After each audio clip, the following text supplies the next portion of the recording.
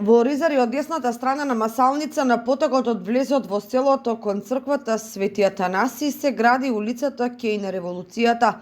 Долга е 600 метри, широка 7 метри, со тротоари од двете страни. Деновиве се работи на тампонирање на теренот, поставување на тротоарски и улични рабници и на поплочување на тротоарите. Проектот опфаќа изградба на потпорен зид, пропусти и сливници за атмосферската вода и поврзување со улицата Ангел Донев.